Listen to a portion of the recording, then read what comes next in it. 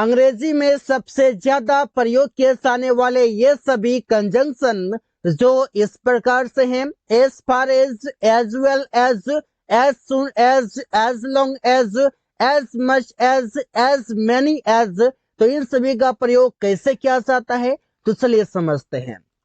Use of as far as, इसका मतलब होगा जहां तक। जैसे हम हिंदी में बोलते हैं जहां तक, तो इंग्लिश में बोलेंगे एज फार एज। जैसे सेंटेंस बनेगा as far as plus sentence से, सेंटेंस के शुरू में ही प्रयोग करेंगे एज फार एज। जहां तक मैं जानता हूं वो सच बोल रहा है, as far as I know he is speaking the truth.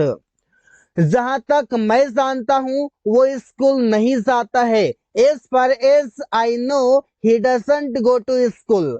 अब यहाँ पर समझ सकते हैं हिंदी में लिखा हुआ है जहां तक, सेंटेंस के शुरू में जहां तक है, इंग्लिश में भी जहां तक अंग्रेजी लिखेंगे एज फार एज। जहां तक मेरी बात है मैं पिज्जा खाना पसंद करता हूँ, as far as I am concerned I like to have pizza. यहाँ पर आप समझ सकते हैं कि जहां तक के लिए एज फार एज प्रयोग किया जा रहा है, और सेंटेंस में सबसे पहले एज फार एज, उसके बाद जो भी सेंटेंस होगा, जैसा भी सेंटेंस होगा उसे हम लिख देंगे।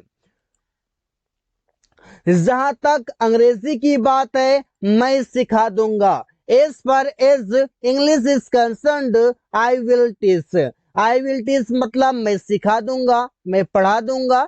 As far as English is concerned, जहां तक अंग्रेजी की बात है। तो ऐसे आप सेंटेंसेस कई सारे बना सकते हैं। मैंने एग्जांपल के लिए 4 लिया है, आप इससे कई सारे सेंटेंसेस बना सकते हैं। एज सुन एज, इसका मतलब होगा जैसे ही या ज्यों ही, मतलब ये काम होता है अचानक से, जैसे ही ज्यों ही। एग्जाम्पल से आप समझ पाएंगे। एज सुन एज सबसे पहले लिखेंगे, इसके बाद सेंटेंस लिखेंगे।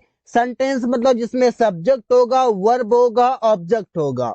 एग्जाम्पल देखते हैं। जैसे ही मैंने दरवाजा खोला वो डर गया, तो सेंटेंस बनेगा As soon as I opened the door, he was scared. वो डर गया।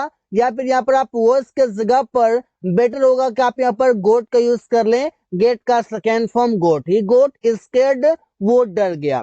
अब यह बात है जैसे ही मैंने दरवाजा खोला, अचानक से क्या एक्शन हुआ, वो डर गया। यहाँ पर आप देख सकते हैं अचानक से होते हैं जैसे ही या ज्यों ही, तभी हम प्रयोग करते हैं as soon as।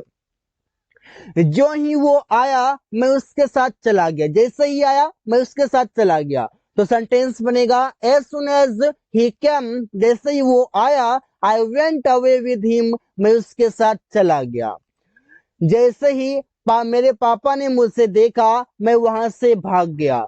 तो as soon as my father saw me, जैसे ही मेरे पापा ने मुझे देखा I ran away from there, मैं वहां से भाग गया। रन अवे का मतलब होता है भाग जाना, जो कि सेकेंड फॉर्म है, तो रन अवे फ्रॉम देयर, वहां से।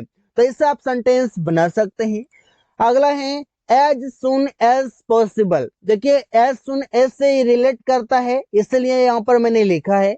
इसका मतलब होगा जितना जल्दी हो सके, तो सेंटेंस बनेगा इसे as soon as possible plus sentence. इसका मतलब हो जाएगा जितना जल्दी हो सके। जैसे हम बोलते हैं जितना जल्दी हो सके वहां पहुंचो, जब कोई अर्जेंट रहता है तो कहते हैं जितना जल्दी हो सके वहां पहुंचो, तो सेंटेंस बनेगा as soon as possible reach there. Reach there मतलब वहां पहुंचो, रीच मतलब पहुंचना, जो क्या वर्ब है, और वर्ब का फर्स्ट फॉर्म है। ये आपका एक इंपरेटिव सेंटेंस है। जितना जल्दी हो सके राहुल को बुलाओ, as soon as possible call Rahul. Call Rahul मतलब राहुल को बुलाओ, राहुल को फोन करो, ऐसे कुछ बोल सकते हैं। जितना जल्दी हो सके यह काम पूरा करो, तो सेंटेंस बनेगा एज सुन एज पॉसिबल, जितना जल्दी हो सके कंप्लीट दिस वर्क, यह काम पूरा करो। कंप्लीट करो, पूरा करो, फिनिश करो, पूरा करो, ऐसे बोल सकते हैं। जितना जल्दी हो सके एक मोबाइल खरीद लो, as soon as possible purchase a phone या फिर बाय अ फोन, दोनों में से हम कुछ भी बोल सकते हैं, बाय अ फोन या फिर परचेज अ फोन। तो सेंटेंस बना सकते हैं एज सुन एज पॉसिबल मतलब जितना जल्दी हो सके। एज वेल एज का मतलब होगा तीन मीनिंग। पहला है तथा, दूसरा है के अलावा, और तीसरा है साथ साथ। मतलब जब भी हम एज वेल एज बोलेंगे इसका मतलब हो जाएगा तथा, के अलावा, साथ साथ। अब इसका एग्जाम्पल हो जाएगा वो अंग्रेजी तथा हिंदी बोलती है, तो हिंदी में लिखा हुआ है तथा, तो इसका इंग्लिश हम लिखेंगे एज वेल एज। कैसे देखते हैं। सी स्पीक्स इंग्लिश, वो अंग्रेजी बोलती है, साथ साथ या तथा हिंदी बोलती है।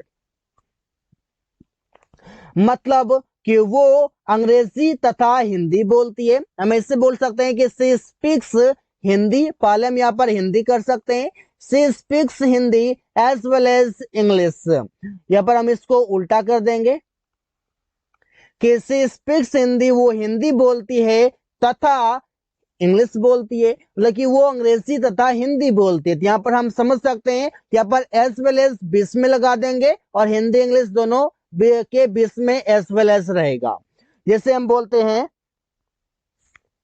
मैं पढ़ने के साथ साथ पैसे भी कमाता हूँ, तो सेंटेंस बनेगा आई ऑल्सो अर्न मनी, मैं पैसे भी कमाता हूँ, एज वेल एज स्टडिंग, मतलब पढ़ने के साथ साथ।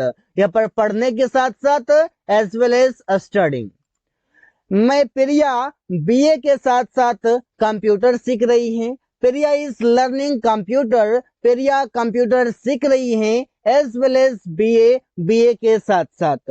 यहाँ पर देख सकते हैं कि बीए के साथ साथ, पढ़ने के साथ साथ अंग्रेजी तथा हिंदी, ऐसा आप यहाँ पर समझ सकते हैं।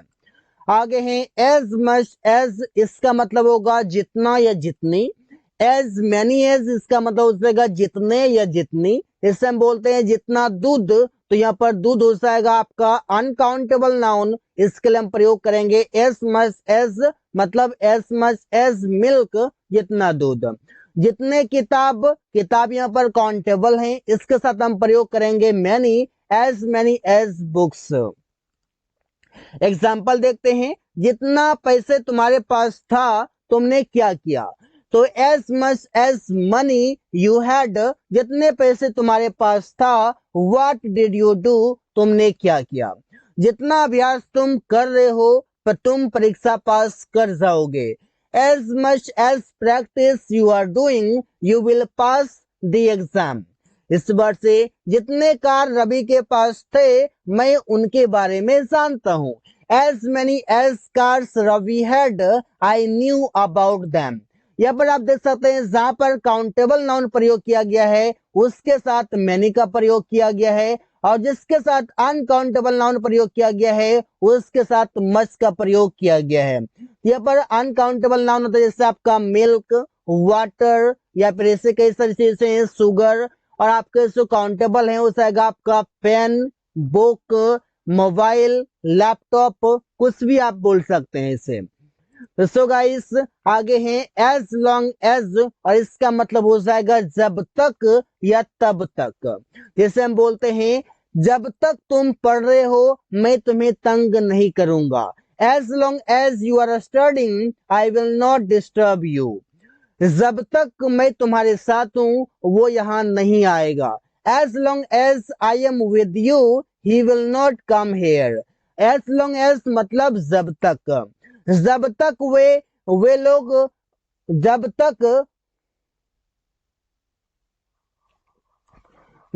तक वे लोग खाना खाता रहेगा मैं उसका इंतजार करूंगा। तो सेंटेंस बनेगा as long as they will keep on eating, जब तक वे लोग खाना खाते रहेंगे आई विल वेट फॉर, यहाँ पर उनका हो जाएगा, यहाँ पर हमारा देम हो जाएगा, हिम के जगह पर देम। तो यहाँ पर उनका हम यहाँ पर लिख सकते हैं, उसका की जगह पर उनका। मैं उनका इंतजार करता रहूंगा। As long as they will keep on eating, जब तक वे लोग खाना खाते रहेंगे मैं उनका इंतजार करूंगा। I will wait for them, मैं उनका इंतजार करूंगा। इसी बार से आप ऐसे सेंटेंसेस बना सकते हैं। So guys thanks for watching, that's all for today.